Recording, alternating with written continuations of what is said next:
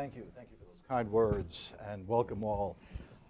What we want to do tonight is I will set the stage of the developments that have taken place in the last year and a half in the Middle East as a prelude to trying to understand and to project and possibly offer alternative visions of how the Middle East and North Africa, including Iran, will develop into the future. And for that, let me take a few minutes to give you that context. On December 17th, 2010, Mohammed Bouazizi, a poor, semi-employed resident of Sidi Bouzid, a small southern village in southern Tunisia, set himself on fire. He stayed alive until January 4th, when he died. But his death caused a sandstorm in Tunisia and the Middle East and the Arab world and the Islamic world that we are now, only now, beginning to see the consequences. And the consequences, I think, will continue much into the future. What happened in Tunisia, where a longtime dictator was overthrown, that then followed the same, essentially the same scenario in Egypt, Mubarak eventually stepping down, and then in Libya, where Gaddafi ultimately was overthrown, and then in Yemen, where Saleh ultimately was forced out, and then the developments in Syria, which we're witnessing today, as bloody as it is, with the expectation, hopefully one day, that that autocracy will also disappear. This has fascinated those of us who have been studying the Middle East and North Africa and the Islamic world for a long time, because the Arab world in particular had always remained an exception to our understanding of politics elsewhere. The only part of the world that somehow autocracy and authoritarianism and indeed dictatorships seemed impossible to overthrow. Regardless of what happened in Eastern Europe, whatever happened in Asia or Latin America, and even in sub-Saharan Africa, somehow the Arab world was immune. And so while we knew, for those of us who had studied this region for many years, that the Arab world was faced with an abundance of serious social and economic and political problems, massive corruption, political discontent, social marginalization, social inequality, that somehow that collectively could not result in the overthrow of these dictators. And we'll never be able to explain however much we knew the if, we just never knew the when and the how. And we never know that. But the results have been of a revolutionary nature. Now we're witnessing what we call the transition. In each of these countries, the situation is starkly different. There is a tendency, of course, in the West and elsewhere to universalize the Islamic world, the Arab world, as if they had one common characteristic, which is not the case. And as we're witnessing today, what's happening in Tunisia, what's happening in Libya, what's happening in Egypt and Yemen and Syria, we're fully aware of the complexities and the idiosyncrasies of each of these cases. So while the young people of the Arab world made the revolution, it's the older people who have taken over since the end of the revolution. Not only have the older people taken over, but a phenomenon that people hadn't expected because it wasn't visible and manifest in the forefront of the revolution, and that is political Islam. That in every case where these autocrats, so-called secular autocrats, were overthrown, a political Islamic movement has emerged, either through elections, directly or indirectly, and one assumes that if Libya ever gets its act together, and Yemen, that Islamist parties will be victorious. But this is not a done deal yet. I've just come back from a week of lectures in Tunisia, having spoken to virtually all sides of the political spectrum. And it's clear, even in Tunisia, that it's not certain where they're ultimately going to go. So again, I guess we begin our discussion with the various alternatives that may be possible in the post-revolutionary period. in the Middle East and North Africa. It seems to me we have at least 4, maybe even 5 alternative models. One is the one that, of course, Kamal is most familiar with, the Islamic Republic of Iran. Will a theocracy emerge out of what we've just witnessed in Egypt? Will a theocracy emerge in Tunisia? Will one emerge in Libya?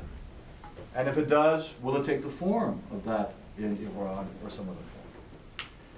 A second model, it seems to me, another alternative, would be a secular, democratic, Western-style political system, of which there are a significant body of people who are Western educated, secular in orientation, and who would be very happy to see their country become a Western-style, European-style democracy.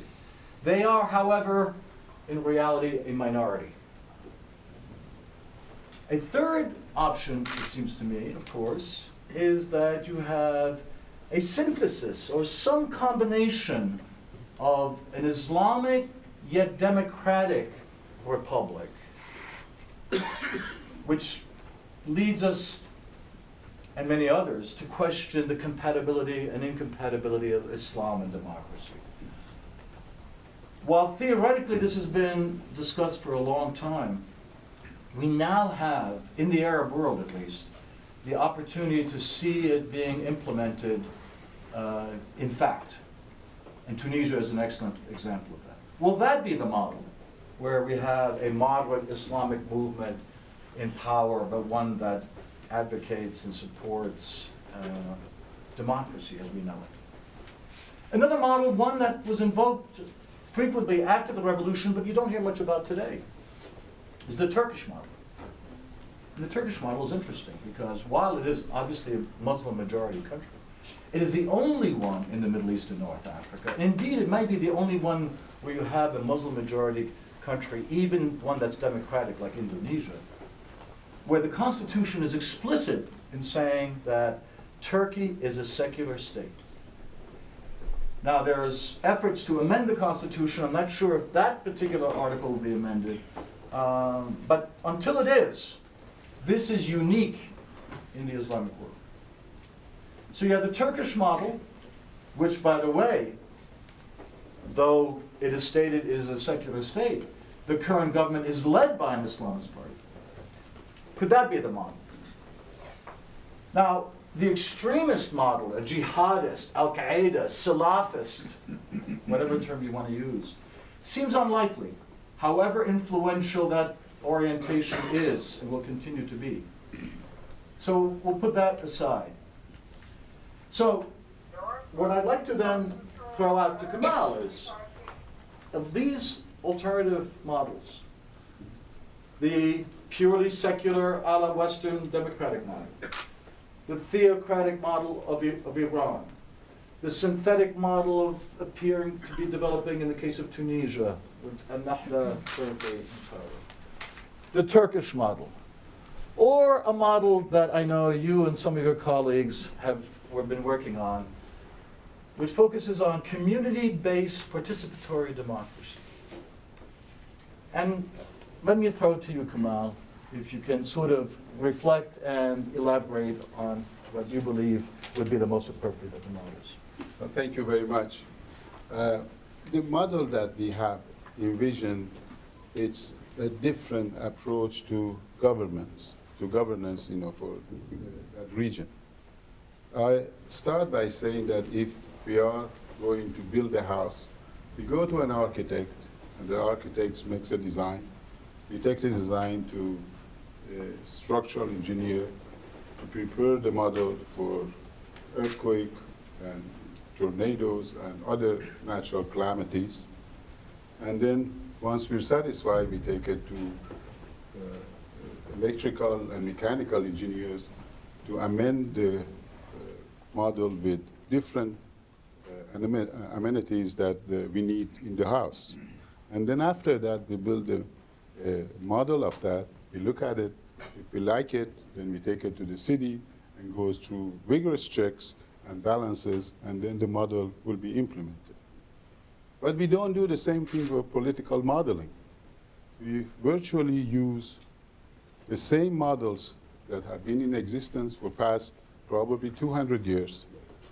And we use the same model, and then we implement the political structure based on that without seeing the without checking the consequence of the models that we are using.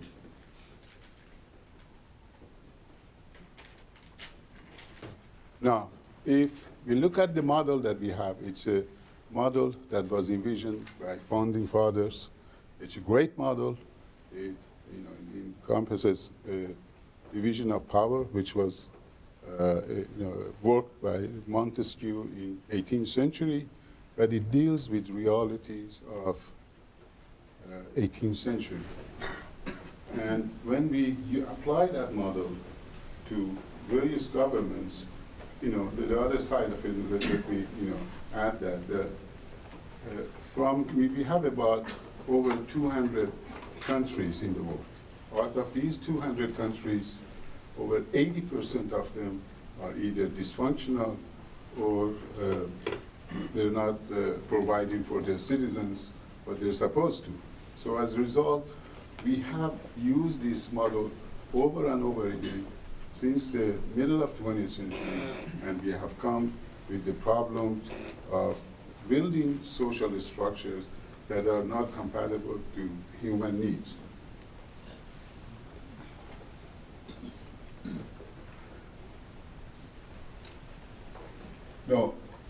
Now, based on the realities that we have, that these models, but we have never questioned whether there's something wrong with the model that we're using.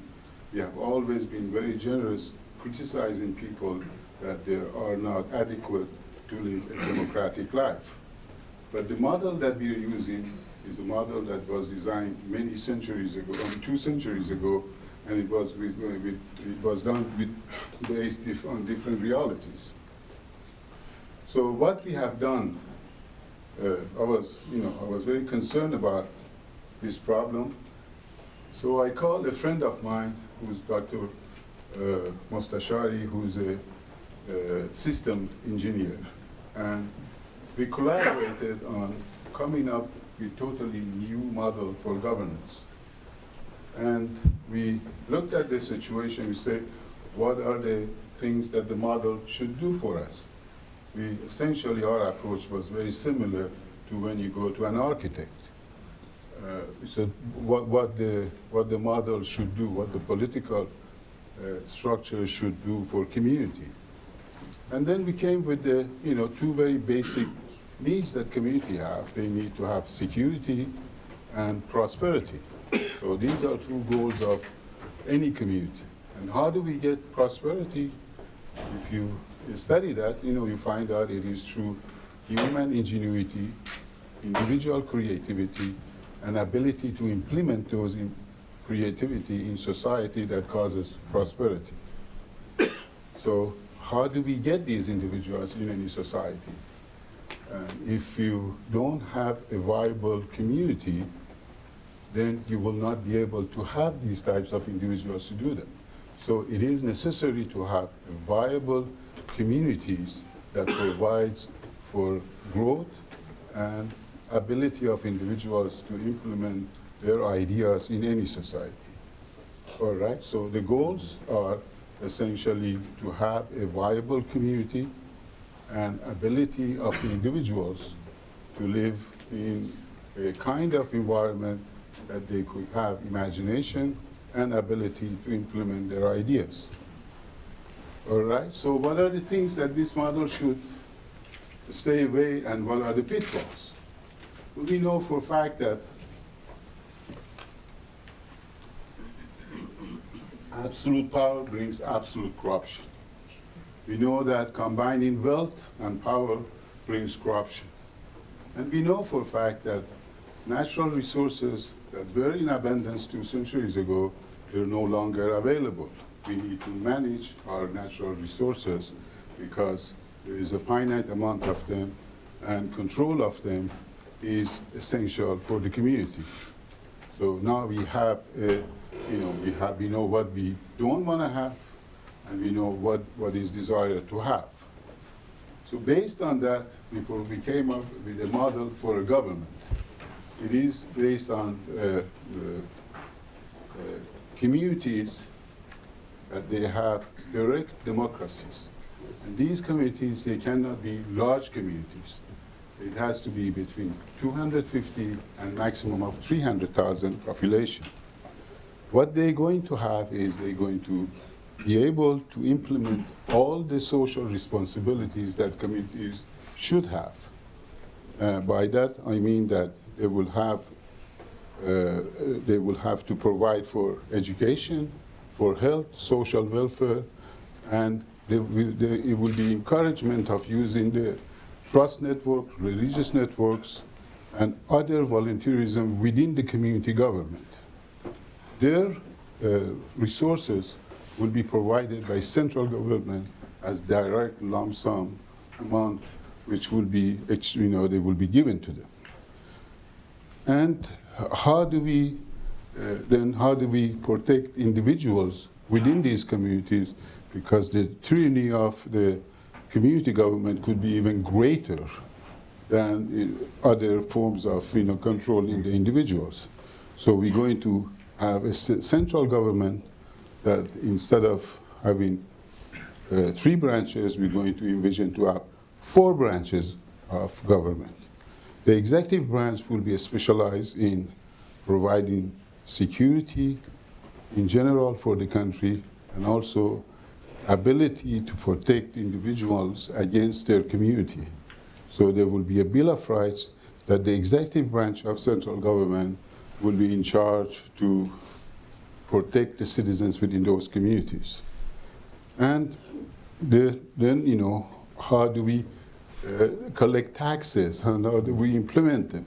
The central government, we envision, will be able to collect taxes through value added as a direct taxation, and then provide them based on population of each community as a lump sum to any community. And the other side of it is that these individuals and the growth of communities, they have to be represented in international communities, and that will be another duty of central government. So we limit the abilities of each branch of government to do very precise and things that they need, the society needs. The legislative and the judicial branches will remain the same for most part, but we envision to have a 4th branch of government as a national trust fund, because all the wealth of the nation should be placed, and we don't want it to be in the hands of executive, because again, one of the things was that wealth and power brings corruption. So we will protect that wealth in a national trust fund, and it will be available to communities and individuals to borrow against that fund for their future development and other developments that they need. I think this will form a cycle of new model for government that based on the founding fathers' principle of separation of power and Bill of Rights, but it will take it a step further and looks at the communities with its, we cannot look at the monolithic government and then imagine that all the national the resources are equally divided, but rather each community will have their own way of development and their own particular needs and goals. 2 things strike me in this presentation. One is the virtual absence of culture or religion or historical context. And I'd like you to be able to sort of, how do your model fits into, since we're talking about the Middle East and North Africa, where does culture come in? Where do traditions and so forth? The other is, this seems to be overly mechanistic. This is, as you're sort of giving it to us, it has a mechanistic formula that seems somewhat disconnected from the realities of social and human existence. And finally, it seems to me that it seems to resemble a lot of Western-style democracy. You talk about separation of powers, you talk about the need for each of those powers to be independent from each other, checks and balances, the emphasis on community. Can security and prosperity be achieved while at the same time incorporating the factor of culture and religion? Well, the culture of Middle East, it's a misnomer that they're all monolithic group of people. There are many diversities within each culture of, Middle East. As you know, probably each city, they have their own unique culture, they have their own unique approach to life. And most Arab countries, in fact, they have tribal identities. And within that, they have a lot of trust networks that the trust exists in those societies. What we're approaching, those very basic blocks of society, and they will be able to implement their own identity based on their own cultural needs and values. So in fact, we're encouraging diversity, which you're right, it is based on Western model of government. It's inspired by founding fathers. I think they were amazing visionaries that they started very small nation, within 150 years became a thriving cultural mecca of the world. So we are celebrating that. But we're saying that, had the founding fathers, in my vision, were to be alive today, they would see that there's a need for fourth branch of government. So that's why we're adding that, because of the realities of current life is very different than the 18th century.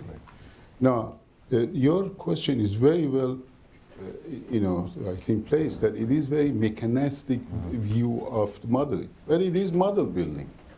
And we like to, have the opportunity to implement them at least to few cases in different parts of the world, and be able to use the knowledge that we gain to improve the model. As I said, I use the construction of a building.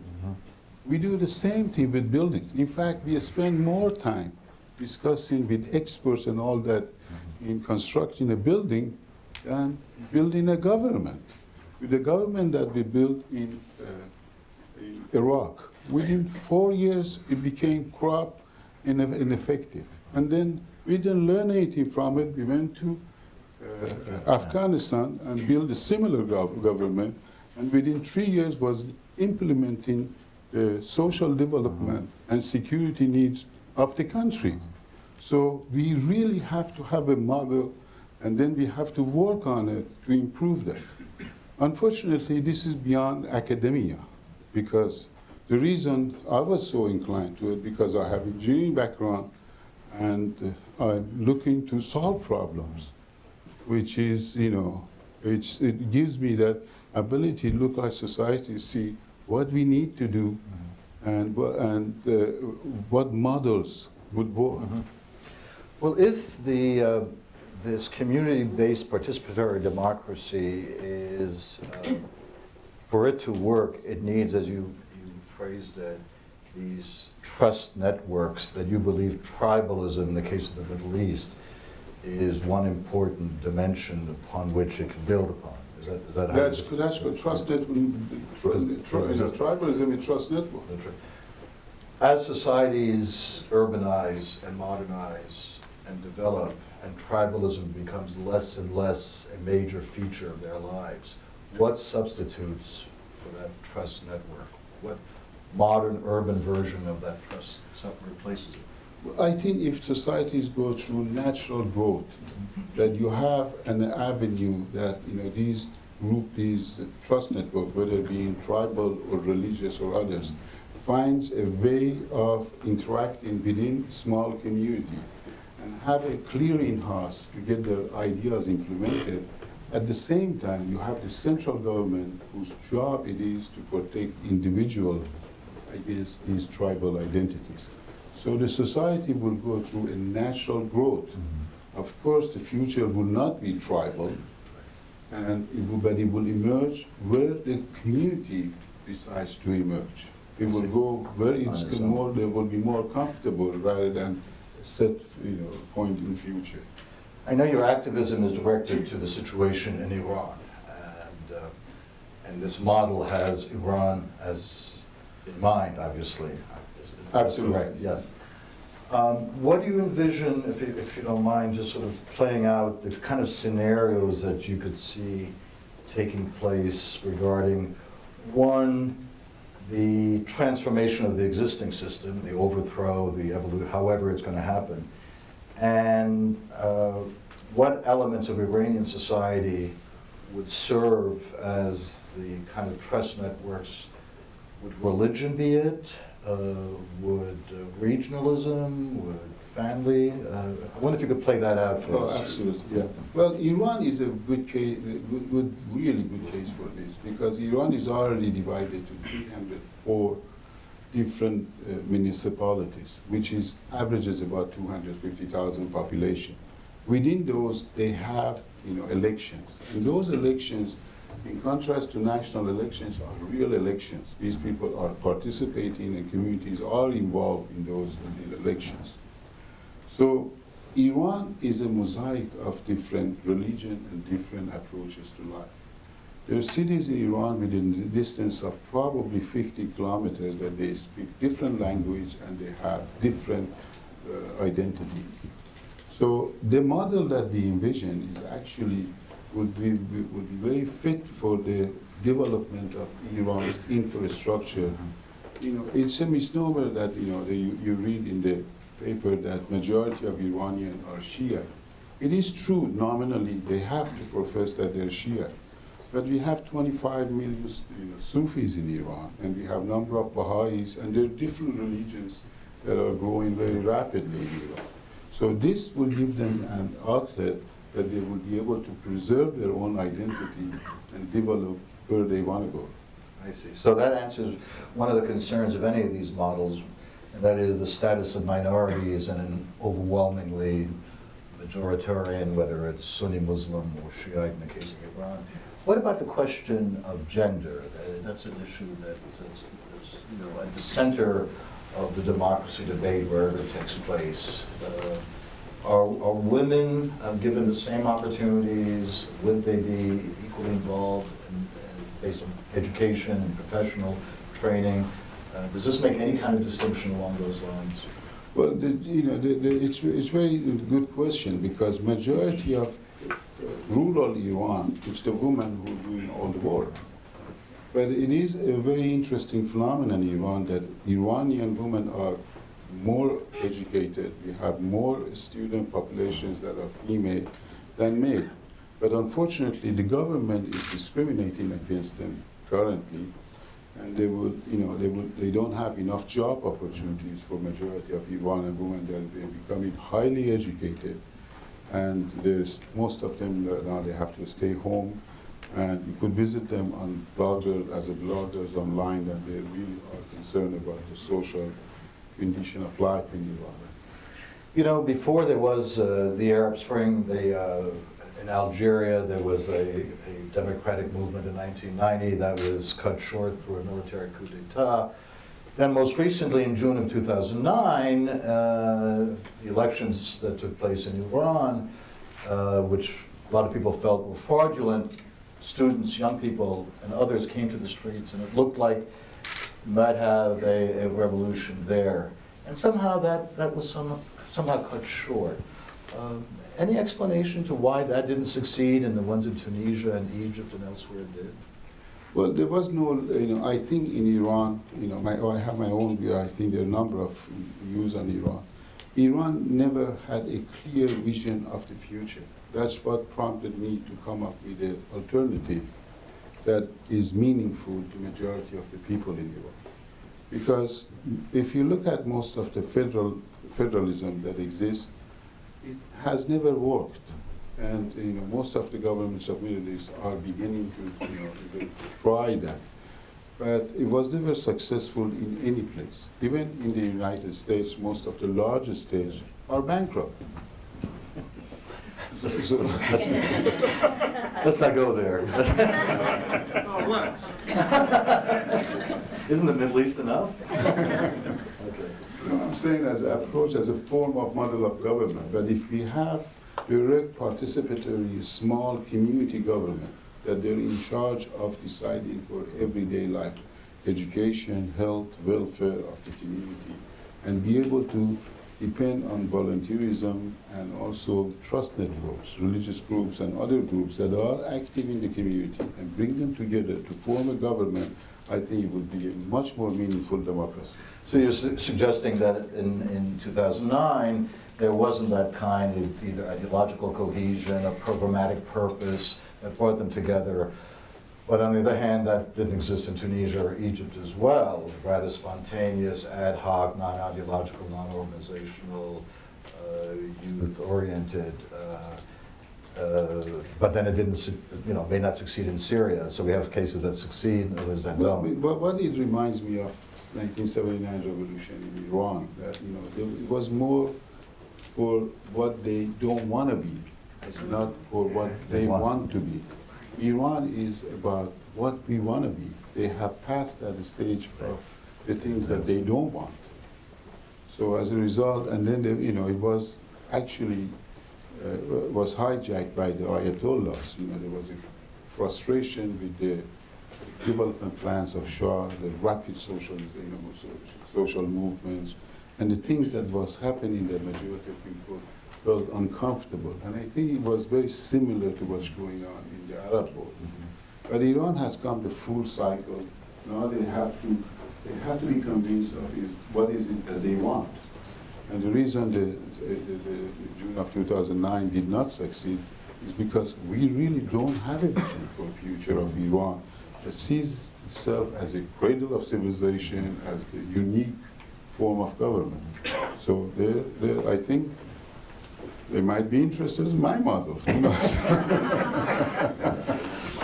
Is there any, I know whenever let us know when to ask questions, but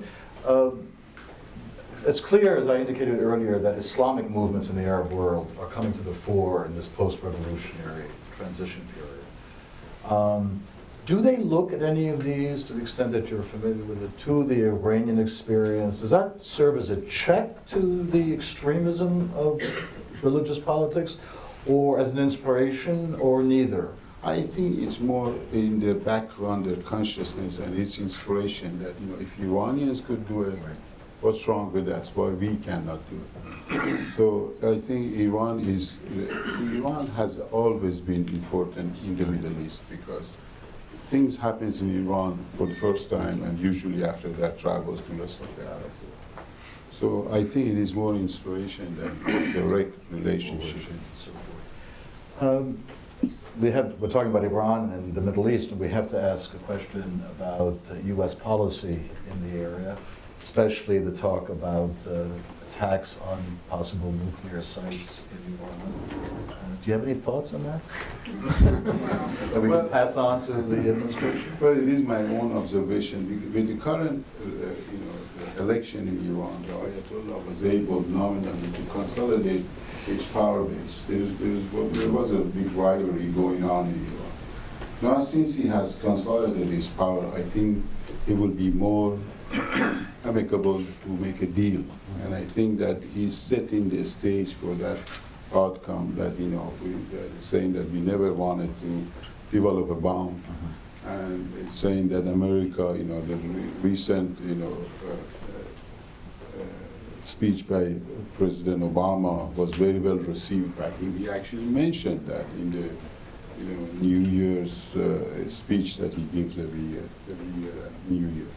So I think the stage is set that they will come to a compromise, and plus the fact that the sanctions are actually working, and there's a lot of economic hardship in Iran, and he's going to be concerned about majority of people whose the cost of living have doubled since then. If I can ask one more question, the involvement of the Iranians in the Syrian situation, we know that they've long been involved with Hezbollah in Lebanon.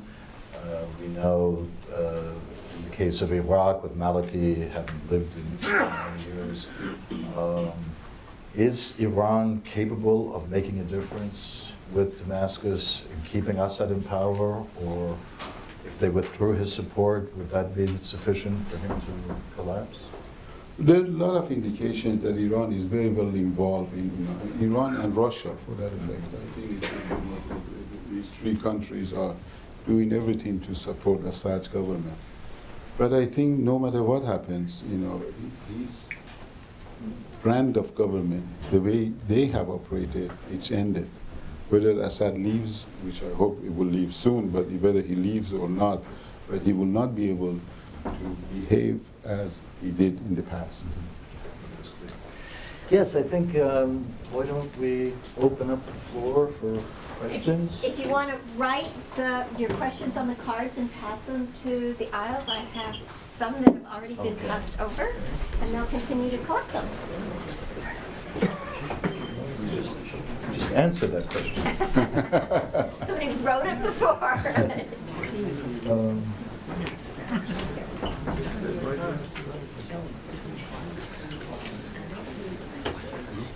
What effect will the recent Iranian parliamentary elections, in which hard-line conservatives aligned with the supreme leader won a decisive victory, have on the presidency of Ahmadinejad? I think Ahmadinejad is a lame duck president, and I don't think that the office of presidency in Iran will be as it is now or was in previously, because Ayatollah Khamenei has decided that he wants essentially a chief of staff more than independent president, which is very normal for this type of arrangements, the separation of power. His position has become less important and central. And I think that the next president will be very much directly controlled by Khamenei than anybody else.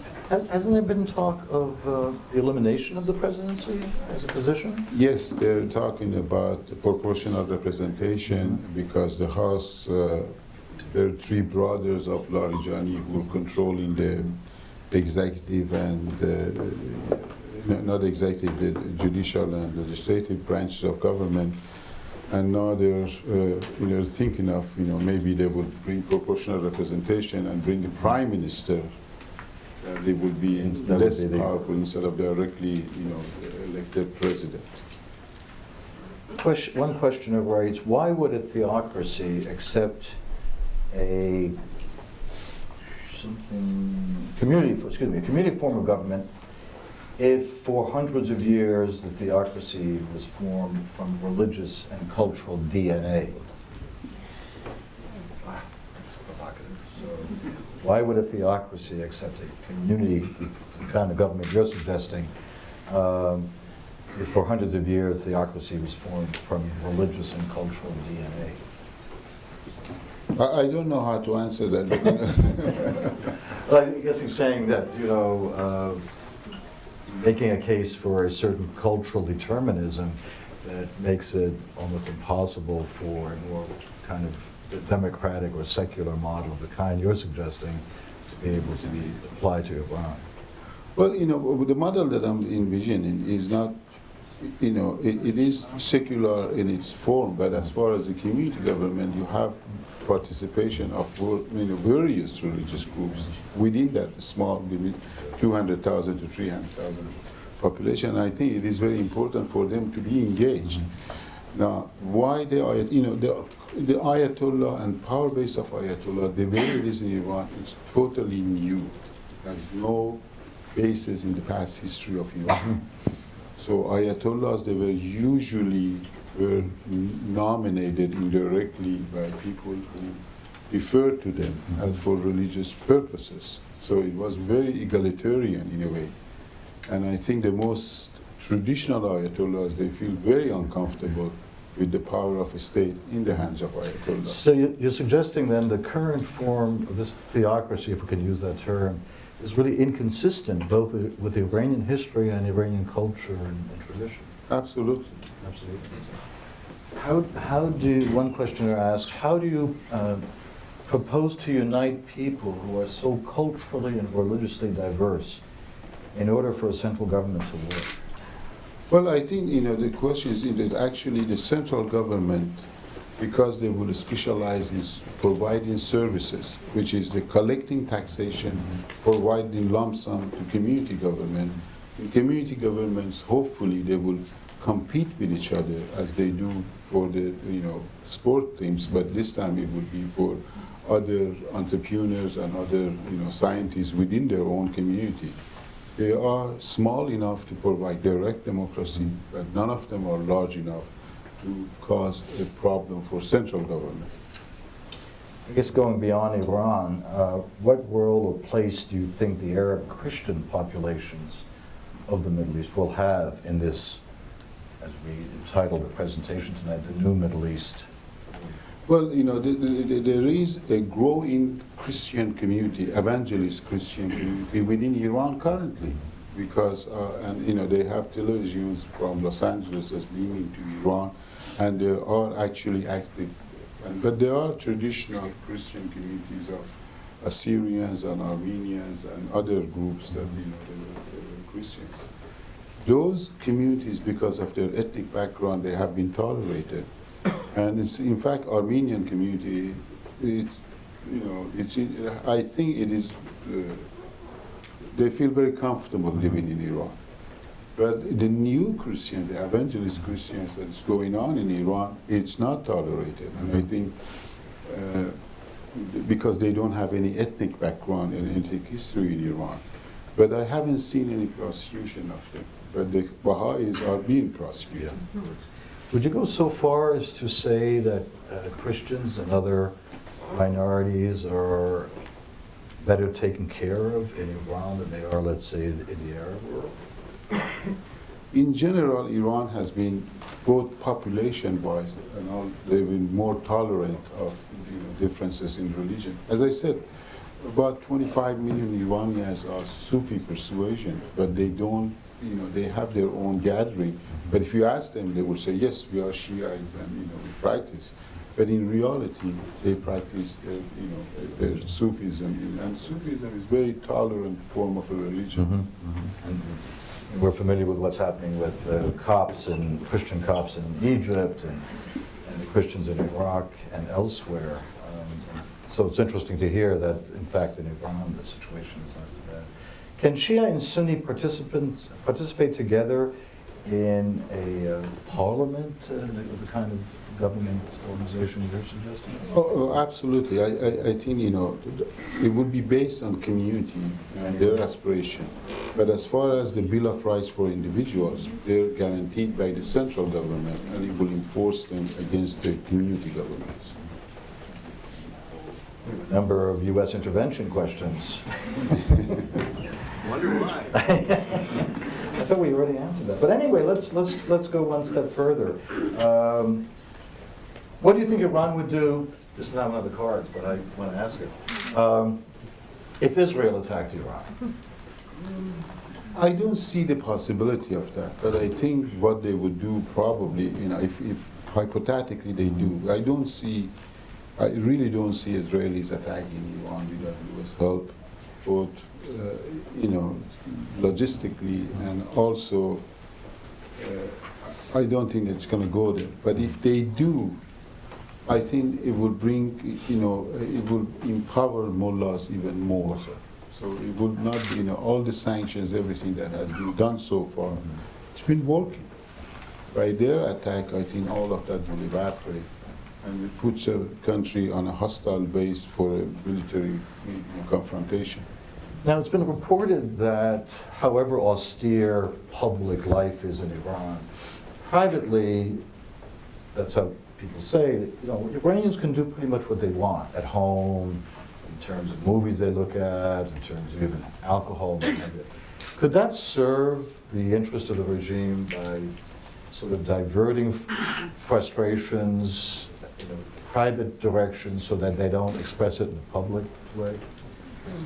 Well, it's becoming, if I don't know whether you've seen the current movie Separation. Yes, of course I did see it. It goes to details saying that how lying has become part of Iranian identity, that, everything is involved with, not telling the truth. Right.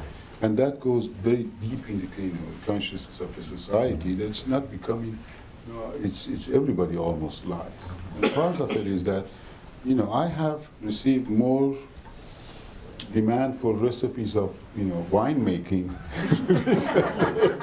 From Iran? from Iran than any time in the past. How will the U.S. election affect the relationship with Iran? Do the Iranians favor Obama or the Republicans? That's a hard question for me to answer. I don't know. Anybody have an answer to that? Well, I mean, how is, you just mentioned that the Supreme Leader has spoken well of Obama at the New Year's speech. Yeah, he said there were some positive remarks that he had. So I think it is, they're setting the stage for a deal, which they probably will be able to continue enriching very small quantities of, centrifuges that they have. And, they will be under rigorous examination regime that they won't develop the bomb, and they're claiming that they never wanted to develop the bomb. So it will diffuses the crisis, and I think it's a win-win situation, and we welcome that. And I gather on the question of Republicans that among the hardliners in the government, they would invite or would welcome having a Republican president to justify the hardline policies. The softliners, I gather, would be very much against them because of the positions that the Republican candidates have John, taken. that's a very good analysis. I think Political science kind of stuff. Well, anyway, hardliners and softliners. Well, let's see. Why should it's hard to read some of these. glad you did. Well, you have a- Given that not all presidents of the Middle East, North Africa, are neither Muslims nor Jews, what are the implications of the Arab Spring for, again, the indigenous Christians, Berbers, and others who are neither? Might not democracy impose, might not democracy, Aristotle's or others, impose Sharia law? Are there no good answers? In other words, if you allow democracy to take place, Islamic Party comes to power, transparent, free, and fair multi-party elections, and that government wants to impose Sharia law, which is not hypothetical, because in Tunisia, that's exactly the debate that's going on now. The debate is going on within the Constituent Assembly regarding whether or not Sharia law should be even included in the Constitution, though not that the law itself would be based on, would actually apply Sharia law. That is the spirit of Sharia law without the application of Sharia law. How would one react to that? If it's democratically elected, And that's and they why- vote to have it in? That's the reason I think the model of three branches of government and central control over the country allows for that. And that's why we want to go to community democracies that they would allow for dissent from each other, so they would be able to experiment within themselves without having national impact. I think that would diffuse the So the results of the democratic elections would be allowed to hold if Sharia law was decided upon, then the implementation of that via this No, the implementation will be for the community government, but since the individuals, they have Bill of Rights that's, protected by the central government, they could. This is going to go on all evening. Yes, I'm going to bring it to a halt. Okay. I know. You can continue a little bit of the discussion among yourselves. I have gifts for both Dr. Entails and Dr. Azari. Father McShane, a number of years ago, chose the symbol of the goddess of wisdom, the owl of Pallas Athena, as the symbol for the Graduate School of Arts and Sciences. So one of the things that we give to each of our Gannon speakers is what is now truly a collector's item, because I think the last 15 Steuben owl hand coolers are sitting in my office since Steuben has gone out of business. So we present our Gannon speakers with this little Steuben owl that sits on a base that says Gannon Speaker Spring 2012. So there is one for Dr. Azari, there is one for Dr. Entails. I will say that Dr. Azari gets to add this to his collection because Dr. Azari hosted a very wonderful event for the Northern Fordham alumni chapter at his home a number of years ago, and we gave him one at that time. So I remember. I actually think it's very appropriate that he has a pair because his wife, Pari, is here with him tonight. And I know from the discussions that I have had with Kamal and Pari that they're truly a duo and that their discussions go on about the future of not only how to build their house. I think the architectural analogy, having seen their house and their winery, is very appropriate. But just the very intriguing discussions that I had with them yesterday morning at breakfast. So I will give this to you, and the one that's there becomes Pari's. Okay.